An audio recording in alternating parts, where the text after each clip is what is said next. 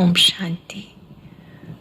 आज बाबा के 23 अगस्त 2020 के अव्यक्त महावाक्य हैं। आज के महावाक्यों को बहुत ही अटेंशन से हम सब एकाग्र होकर सुनेंगे और सबसे पहले हम मुरलीधर बाबा का दिल से आह्वान करते हैं। सभी चलेंगे बाबा के पास गोप गोपियां बनकर। मुरलीधर बाबा मुरली सुनाने के लिए आ जाओ। हम सब गोप गोपियां आपका इंतजार कर रही हैं। महसूस करें निराकार बाबा परम धाम छोड़कर सूक्ष्म वतन से ब्रह्मा बाबा को भी साथ लेते हमारे सम्मुख उपस्थित हो जाते हैं। आज पूरी मुरली मुझे बहुत निर्माणता से गोपिका बनकर सुननी है। महसूस करेंगे कि बाबा मुझसे बात कर रहे हैं। जो कुछ कहा बाबा ने मेरे लिए कहा।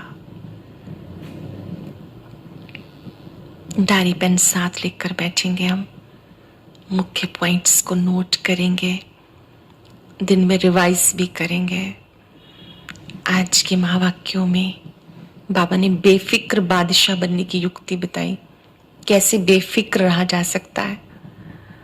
और हम सब बाबा के बच्चे बेफिक्र बादशाह हैं। दुनिया में बादशाह तो बहुत हुए हैं, पर कोई बिना फिक्र के हुआ हो ऐसा नहीं है। बाबा ने हम सबको बेफिक्र बादशाह बनने की युक्ति बताई कि बच्चे सदा सोचो करावनहार बाप है, मैं निमित्त हूं, तो आप बेफिक्र बन जाएंगे। जब आप मैंपन मेरेपन भी आते हैं तो आपके ऊपर बोझ के टोकरे आ जाते हैं। अपने सामने चित्र बनाओ। एक व्यक्ति ताज वाला, लाइट का ताजधारी, हल्का, और एक तरफ जिसके सिर पे बहुत सारे टोकरे हैं। तो बाबा ने कहा कौन सा चित्र पसंद आएगा, टोकरे वाला या ताज वाला। ये जो लाइट का ताज है ये बेफिक्र बादशाह की निशानी है। तो हमें बेफिक्र बादशाह बनने के लिए सूक्ष्म में मैंपन मेरेपन को समाप्त कर देना है। तब बाबा ने कहा आप माया जीत प्रकृति जीत बनेंगे। फिर बाबा ने अमृत वेले से लेकर रात तक के लिए जो आज्ञाएं दी हैं उन पर एज इट इज चलने की बात कही है। बाबा ने कहा कभी कभी आप पूरी श्रीमत फॉलो नहीं करते हो, आज्ञाकारी नहीं बनते हो। जो जितनी भरपूरता, स्थिरता, खुशी आप चाहते हो वो नहीं हो सकती, क्योंकि आप श्रीमत में मन मत मिक्स करते हैं। ये बात बहुत समझने वाली है। बाबा ने कहा बाबा की श्रीमत है ना दुख दो ना दुख लो। देते तो नहीं हो पर ले लेते हो। इसे बाबा की श्रीमत है पवित्र बनो, योगी बनो। कामजित बन जाते हो, क्रोध के वशीभूत हो जाते हो। क्रोध भी तो विकार है, और क्रोध छोड़ा तो रोब के वशीभूत हो जाते हो। कहीं ना कहीं श्रीमत में मनमत मिक्स हो जाती है। कहते हैं तन मन धन सब बाबा की अमानत। फिर मेरा मेरा आ जाता है। श्रीमत है समय, संकल्प, श्वास सब सफल करो, लेकिन सफल करते करते कहीं ना कहीं फिर बीच में समय और संकल्प सफल की बजाय निष्फल भी कर बैठते हैं। तो अब हम एकाग्र होकर सुनेंगे, पूर्ण आज्ञाकारी बनकर संतुष्टता का अनुभव करेंगे, आंतरिक स्थिरता का अनुभव करेंगे। सार है मुरली का बेफिक्र बादशाह बनने की युक्ति। आज बाप दादा बेफिक्र बादशाहों की सभा देख रहे हैं। ये राज्य सभा सारे कल्प में विचित्र सभा है। बादशाह तो बहुत हुए हैं, लेकिन बेफिक्र बादशाह ये विचित्र सभा इस संगम युग पर ही होती है। ये बेफिक्र बादशाहों की सभा सतयुग की राज्य सभा से भी श्रेष्ठ है, क्योंकि वहां तो फिक्र और फकुर दोनों के अंतर का ज्ञान इमर्ज नहीं रहता। सत्युग में तो बाबा कहते ज्ञान इमर्ज नहीं रहता, फिकर और फकुर। फिकर चिंता, फकुर नशा। इस समय हम फकुर में रहते हैं, मैं बेफिक्र बादशाह हूं। ज्ञान नहीं होता तो फिकर में रहते हैं। फिकर शब्द का वहां मालूम ही नहीं रहता। लेकिन अभी जबकि सारी दुनिया कोई ना कोई फिकर में है, सवेरे से उठते अपना, परिवार का, कार्य व्यवहार का, मित्र संबंधियों का कोई ना कोई फिकर होगा। दुनिया वालों को आंख खुलते ही कोई ना कोई फिकर होता है, कभी अपना, कभी परिवार का, कभी कार्य व्यवहार का, मित्र संबंधियों का। लेकिन आप सब अमृत वेले से बेफिक्र बादशाह बन दिन आरंभ करते हो और बेफिक्र बादशाह बन हर कार्य करते हो। आपके दिन की शुरुआत बेफिक्र होने से होती है। बेफिक्र बादशाह बनकर दिनचर्या की शुरुआत करते हो और फिर दिन का जो संपन्नता का कार्यक्रम है वो भी बेफिक्र होकर, बेफिक्र बादशाह बन आराम की नींद करते हो, सुख की नींद, शांति की नींद करते हो। चेक करते रहेंगे अपने आप को, बाबा का बनकर मैं बेफिक्र बना हूं, सुख की शांति की नींद सोता हूं। ऐसे बेफिक्र बादशाह बन गए, ऐसे बने हो या कोई फिक्र है? बाप के ऊपर जिम्मेवारी दे दी तो बेफिक्र हो गए ना।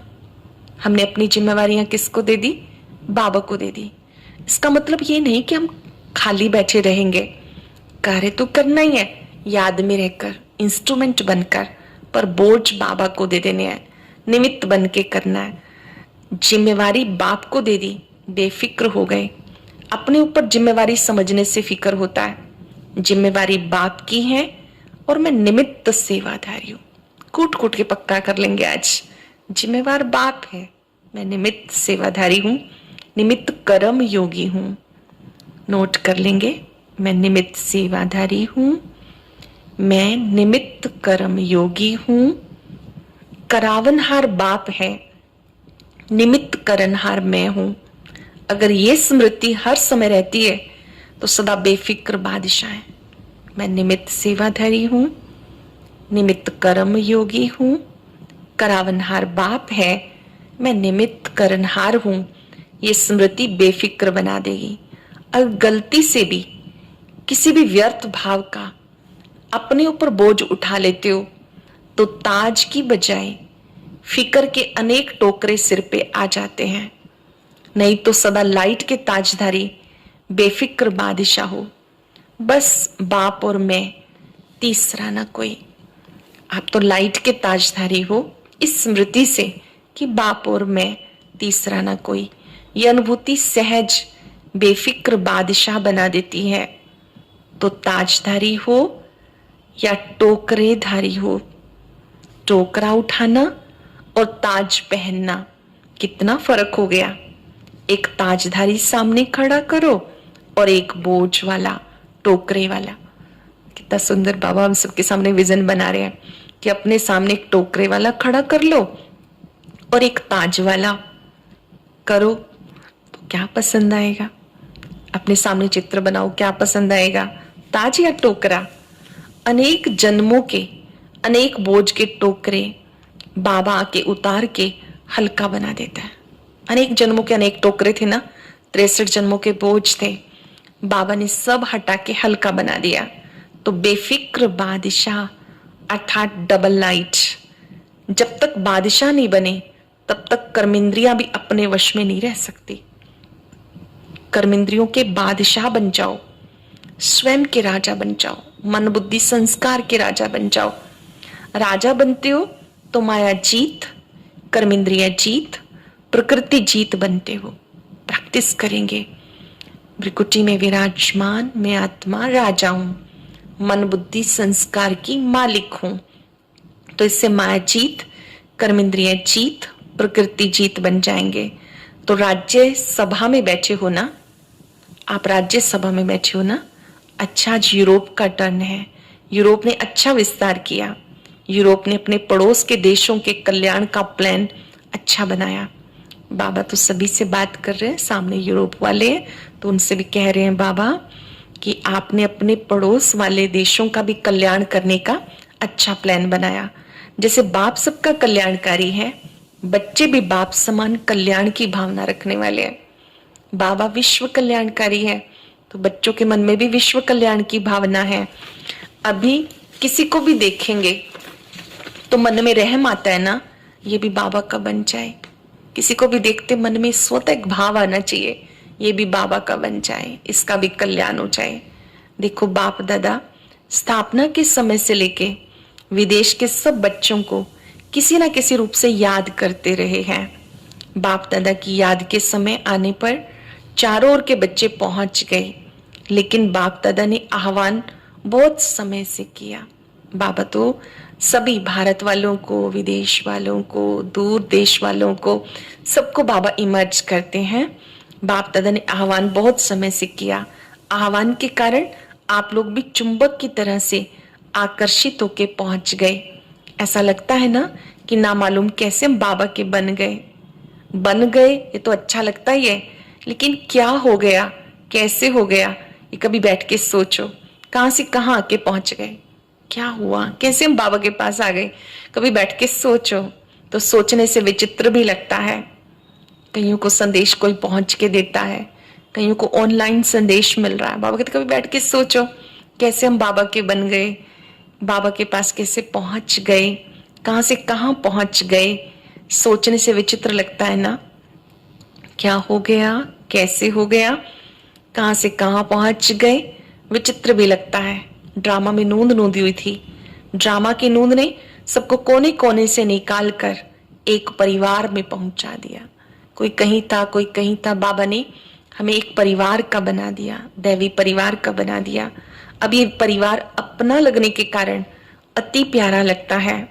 ये ब्राह्मण परिवार अति प्यारा लगता है। बाप प्यारे थे, प्यारा है। आप सब भी प्यारे बन गए, आप भी कम नहीं हो। आप सब भी बाप दादा के संग के रंग में अति प्यारे बन गए। आप सब भी बाबा के संग में अति प्यारे बन गए हो। किसी को भी देखो, हर एक दो से प्यारा लगता है। हर एक के चेहरे पर रूहानियत का प्रभाव दिखाई देता है। जब बाबा के बनते हैं, याद करना शुरू करते हैं, तो बाबा के संग का रंग लगता है, तो हर एक बाबा का बच्चा बहुत प्यारा लगने लगता है। बाबा ने कहा रूहानियत का प्रभाव है। फॉरेनर्स को मेकअप अच्छा लगता है, तो ये फरिश्तेपन का मेकअप करने का स्थान है। ये मेकअप ऐसा है जो फरिश्ता बन जाते हैं। जैसे मेकअप के बाद कोई कैसा भी हो पर बदल जाता है, मेकअप से सुंदर लगता है। तो यहाँ सब भी चमकते हुए फरिश्ते लगते हो, क्योंकि रूहानी मेकअप किया है, आत्मा का श्रृंगार किया है, अच्छी स्मृतियां मन में की हैं। तो बाबा कहते हैं आप फरिश्ते लगते हो। उस मेकअप में तो नुकसान भी हो जाता है, इसमें कोई नुकसान नहीं।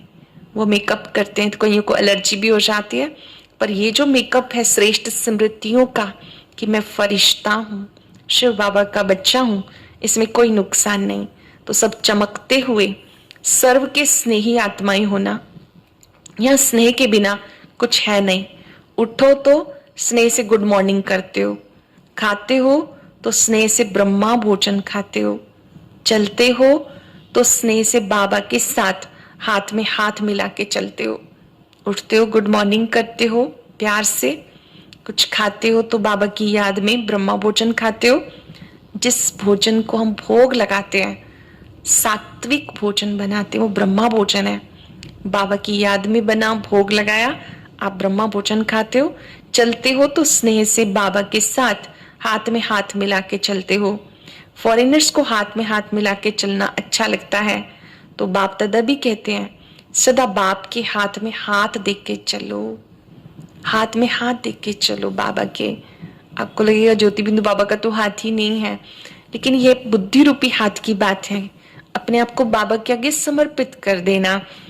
और स्थूल रूप में भी, साकार में भी हम सबने देखा कैसे बाबा प्रवेश होते हैं, तो बाबा कहते हैं बाबा के हाथ में हाथ दे दो, अकेले नहीं चलो। अकेले चलेंगे तो कभी बोर हो जाएंगे, कभी किसी की नजर भी पड़ जाएगी। बाप के साथ चलेंगे तो एक कभी भी माया की नजर नहीं लग सकती, दूसरा साथ होने के कारण खुशी खुशी से मौज से खाते चलते मौज मनाते रहेंगे। बाबा के साथ चलेंगे तो आपको किसी की नजर नहीं लगेगी। बाबा के साथ मौज का अनुभव करते खुशी खुशी खाते पीते चलते रहेंगे। तो साथी सबको पसंद है ना? और कोई चाहिए? और कोई कंपेनियन की जरूरत तो नहीं? कभी थोड़ा दिल बहलाने के लिए कोई और चाहिए? धोखा देने वाले संबंध से छूट गए। उनमें धोखा भी है, दुख भी है। दुनिया के संबंधों में धोखा भी है, दुख भी है। आपने बाबा के साथ कंपेनियन का संबंध जोड़ा है, बाबा को साथी बनाया है। अब ऐसे संबंध में आ गए जहां ना धोखा है ना दुख है। बाबा हमें कभी छोड़ ही नहीं सकता। बाबा हमेशा हमसे प्यार करते हैं। ना वो धोखा दे सकता है ना वो दुख दे सकता है। सदा के लिए बच गए। ऐसे पक्के हो, कोई कच्चे तो नहीं। ऐसे तो नहीं वहां जाके पत्र लिखेंगे क्या करें कैसे करें, माया आ गई। बाबा कहते यहाँ तो बाबा के सामने बैठे हो, खुश हो, आनंदित हो, बाबा के हाथ का अनुभव कर रहे हो, साथ का अनुभव कर रहे हो। जब वापस आप अपने स्थान चले जाएंगे तो वहां जाके ये तो नहीं कहेंगे बाबा क्या करें, माया आ गई, कैसे करें। यूरोप वालों ने विशेष कौन सी कमाल की? बाप दादा सदा देख रहे हैं।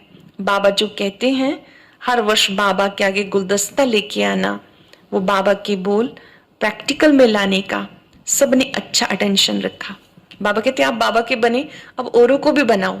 जैसे एक सिंगल फूल हो और एक बहुत बड़ा गुलदस्ता, जब पूरा परिवार बाबा का बन जाता है तो उनको गुलदस्ता बाबा कहते हैं। ऐसे औरों को भी तैयार करके बाबा का बनाओ। बाबा कहते अटेंशन अच्छा रखा है। ये उमंग सदा ही रहा है और अभी भी है। हर वर्ष नए नए बिछड़े हुए बाबा के बच्चे अपने घर में पहुंचे, परिवार में पहुंचे। तो बाप दादा देख रहे हैं कि लक्ष्य रख के वृद्धि अच्छी की है। हर वर्ष आजकल तो नहीं जा सकते माउंट आबू, लेकिन पहले वर्ष भर में सब नई आत्माओं को तैयार करते थे, फिर बाबा से मिलने के लिए मधुबन लेके जाते थे, गुलदस्ता पहुंचाते थे बाबा के आगे, चैतन्य आत्माओं को तैयार करके ले जाते थे। तो बाबा ने कहा ये बहुत अच्छा प्रयास किया है, वृद्धि बहुत अच्छी की है। तो बाप के महावाक्यों को, आज्ञा को पालन करने वाले आज्ञाकारी कहलाए जाते हैं। कल्याण की भावना से आगे बढ़ रहे हो, जहां दृढ़ संकल्प है वहां सफलता है। कुछ भी हो जाए सेवा में सफलता पानी ही है। इस श्रेष्ठ संकल्प ने आज प्रत्यक्ष कर दिया। कुछ भी हो जाए बाबा कहते सेवा करके सफलता पानी ही है। दृढ़ संकल्प सफल ना हो ये हो ही नहीं सकता। ये प्रैक्टिकल प्रूफ देख रहे हो। थोड़ा भी दिल शिकस्त हो जाते हैं या तो होना ही नहीं है, या अपना थोड़ा सा कमजोर संकल्प सेवा में फर्क ले आता है। दृढ़ता का पानी फल जल्दी निकलता है। दृढ़ता ही सफलता लाती है। परमात्म दुआएं लेनी है तो आज्ञाकारी बनना है। बाबा की दुआएं लेनी है तो आज्ञाकारी बनना है। जैसे बाबा ने कहा ऐसे किया, बाप का कहना बच्चों का करना, इसको कहते नंबर 1 आज्ञाकारी। बाप के हर डायरेक्शन को, श्रीमत को यथार्थ समझ के पालन करना, इसको कहते आज्ञाकारी बनना। श्रीमत में संकल्प मात्र भी मनमत या परमत मिक्स ना हो। जो बात बाबा ने जब कही, जिस अर्थ में कही, उसमें जरा भी मनमत परमत ना हो। बाबा ने कहा अगर इस आज्ञा को पालन करते हैं, बाप की आज्ञा है मुझ एक को याद करो, अगर इसको पालन करते हैं, आज्ञाकारी बच्चे को बाबा की दुआएं मिलती हैं, सब कुछ सहज हो जाता है। बाप दादा ने अमृत वेले से लेकर रात के सोने तक मनसा वाचा कर्मणा, संबंध संपर्क में कैसे चलना है, कैसे रहना है, सब श्रीमत दी है। हर कर्म में मनसा की स्थिति कैसी हो उसका डायरेक्शन या आज्ञा मिली हुई है। उस आज्ञा प्रमाण चलते रहो। यही परमात्म दुआएं प्राप्त करने का आधार है। जो आज्ञा मिली उस पर चलते रहो, ये दुआएं पाने का साधन है। इन दुआओं के कारण आज्ञाकारी बच्चे सदा डबल लाइट, उड़ती कला का अनुभव करते हैं। बाप दादा की आज्ञा ध्यान से समझेंगे। आज्ञा है किसी भी आत्मा को ना दुख दो ना लो। कई बच्चे दुख देते नहीं, ले लेते हैं, मतलब दुखी हो जाते हैं। ये भी व्यर्थ संकल्प चलने का कारण बन जाता है। कोई व्यर्थ बात सुनकर दुखी हो गए, किसी की बात सुनकर दुखी हो गए। ऐसी छोटी छोटी अवज्ञाएं मन को भारी बना देती हैं और भारी होने के कारण ऊंची स्थिति की तरफ नहीं उड़ सकते। बाप दादा की आज्ञा है, कैसे मनमत मिक्स कर चाहते हैं, ध्यान से समझेंगे, महीनता से समझेंगे। बहुत ही सूक्ष्म बातें बाबा बता रहे हैं। बाबा की आज्ञा है, बच्चे ना व्यर्थ सोचो, ना देखो, ना व्यर्थ सुनो, ना व्यर्थ बोलो, ना व्यर्थ कर्म में समय गवाओ। आप बुराई से तो पार हो गए, अब ऐसे आज्ञाकारी चरित्र का चित्र बनाओ तो परमात्म दुआओं के अधिकारी बन जाएंगे। बाप की आज्ञा है, अमृत वेले विधि पूर्वक शक्तिशाली याद में रहो। हर कर्म योगी बनकर निमित्त भाव से निर्माण बन के करो। ऐसे दृष्टिवृत्ति सबके लिए आज्ञा है। यदि उन आज्ञाओं का विधि पूर्वक पालन करते चलो तो अतीन्द्रिय सुख का अनुभव होगा। बाप की आज्ञा है, बाबा की आज्ञा, अमृत वेले विधि पूर्वक बैठो। उठ तो जाते हैं, उठ के हम मोबाइल कुछ और चीजें करते रहते हैं, योग तो करते नहीं, और अगर करते हैं तो बुद्धि भटकती है और उस समय हम बाबा को याद करने की बजाय कुछ और करने लगते हैं जो बाबा की श्रीमत नहीं है, तो खुशी गायब हो जाएगी। विधि पूर्वक योग कर रहे हैं, मगन स्थिति में कर रहे हैं तो अच्छी अनुभूति होगी। तो बाबा कहते हैं, बाबा कहते कोई भी काम निमित्त भाव से करो, निर्माण भाव से करो। हम मैंपन से करने लगते हैं, मेरा नाम हो, मेरी प्रशंसा हो आदि। ऐसे दृष्टिवृत्ति के लिए भी आज्ञा मिली हुई है। यदि उन आज्ञाओं का विधि पूर्वक पालन करते चलो तो अतीन्द्रिय सुख का, खुशी का अनुभव करेंगे। बाबा की आज्ञा है, तन मन धन जन, तन मन धन और जन, इन सबको बाबा की अमानत समझो। जो भी संकल्प करते हो पॉजिटिव हो, पॉजिटिव सोचो, शुभ भावना के संकल्प करो। बॉडी कॉन्शियस के मैं और मेरेपन से दूर रहो। ये दो माया के दरवाजे हैं, मैं और मेरापन। बाबा कहते ये माया के दरवाजे हैं। समय, संकल्प, श्वास ब्राह्मण जीवन के अमूल्य खजाने हैं, व्यर्थ नहीं गवाओ। समय, संकल्प और श्वास, ये अमूल्य खजाने ने व्यर्थ नहीं करो, जमा करो। समर्थ रहने का आधार है, सदा और स्वतः आज्ञाकारी बनो। बाप दादा की मुख्य आज्ञा है, पवित्र बनो, कामजीत बनो। इस आज्ञा का पालन करने में मेजॉरिटी पास है, लेकिन उनका दूसरा भाई क्रोध, कभी कभी उसमें आधे फेल हो जाते हैं। कई कहते क्रोध नहीं, थोड़ा रोब तो दिखाना ही पड़ता है, तो ये भी अवज्ञा हो गई जो खुशी का अनुभव नहीं करने देती। जो बच्चे अमृत वेले से रात तक सारे दिन की दिनचर्या के हर कर्म में आज्ञा प्रमाण चलते हैं, वो कभी मेहनत का अनुभव नहीं करते हैं। जो सुबह से रात तक आज्ञा पर चलते हैं उन्हें कभी मेहनत नहीं लगती, मुश्किल नहीं लगता, उन्हें आज्ञाकारी कहा जाता। जो आज्ञाकारी बच्चे हैं संतुष्टता का अनुभव करते हैं।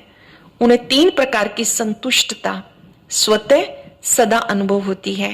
पहला, वो स्वयं संतुष्ट रहते हैं। दूसरा, विधि पूर्वक कर्म करने के कारण सफलता रूपी फल की प्राप्ति से भी संतुष्ट रहते हैं। तीसरा, संबंध संपर्क में भी उनसे संतुष्ट रहते हैं, स्वयं भी रहते हैं, दूसरे भी संतुष्ट रहते हैं। आज्ञाकारी बच्चों का हर कर्म आज्ञा प्रमाण होने के कारण श्रेष्ठ होता है, इसलिए कोई भी कर्म बुद्धि व मन को विचलित नहीं करता। ठीक किया या नहीं किया ये संकल्प भी नहीं आ सकता, मतलब उनकी बुद्धि भी एकाग्र हो जाती है। ठीक किया या नहीं ये संकल्प भी नहीं आ सकता। वो आज्ञा प्रमाण चलने के कारण सदा हल्के रहते हैं, क्योंकि कर्म के बंधनवश कोई कर्म नहीं करते हैं। हर कर्म आज्ञा प्रमाण करने से परमात्मा आशीर्वाद की प्राप्ति के फल स्वरूप से सदा ही आंतरिक बल, आंतरिक विल पावर, अतीन्द्रिय सुख, भरपूरता का अनुभव करते हैं। ये 3 चीजें गिफ्ट में मिल जाती है, विल पावर, अतीन्द्रिय सुख और भरपूरता। अच्छा, मीठे मीठे सिक्के लदे बच्चों प्रति माता पिता बाप दादा का याद प्यार, गुड मॉर्निंग। रूहानी बाप की रूहानी बच्चों को नमस्ते, रूहानी बच्चों की रूहानी बाप दादा को नमस्ते, गुड मॉर्निंग, शुक्रिया बाबा, शुक्रिया। बहुत सुंदर वरदान। सच्चे साथी का साथ लेने वाले सर्व से न्यारे प्यारे निर्मोही भव। सच्चे साथी का साथ लेने वाले सर्व से न्यारे प्यारे निर्मोही भव। रोज अमृत वेले सर्व संबंधों का सुख बाप दादा से लेके औरों को दान करो। सर्व सुखों के अधिकारी बन औरों को भी बनाओ। कोई भी काम है उसमें साकार साथी याद ना आए, बाबा की याद आए, क्योंकि वो सच्चा मित्र है। अनुभव करेंगे बाबा हमारा सच्चा मित्र है। सच्चे साथी का साथ लेंगे तो सहज ही सबसे न्यारे प्यारे बन जाएंगे। जो सर्व संबंधों से हर कार्य में एक बाबा को याद करते हैं वो सहज ही निर्मोही बन जाते हैं। सरल शब्दों में बाबा के साथ जिसने सारे संबंध जोड़े, पल पल बाबा याद आता है तो निर्मोही बन जाते हैं। उनका किसी भी तरफ लगाव झुकाव नहीं रहता, माया से हार भी नहीं हो सकती है। ऐसे बच्चे निर्मोही बन जाते हैं, लगाव झुकाव भी नहीं रहता, माया से हार नहीं हो सकती। स्लोगन है, माया को देखने व जानने के लिए त्रिकालदर्शी त्रिनेत्री बनो, तब विजयी बनेंगे। माया को देखने व जानने के लिए त्रिकालदर्शी त्रिनेत्री बनो, तब विजयी बनेंगे। आज अभ्यास करेंगे, मैं बेफिक्र बादशाह हूं। मैंने अपने चिंताओं के सभी टोकरे बाबा को दे दिए हैं।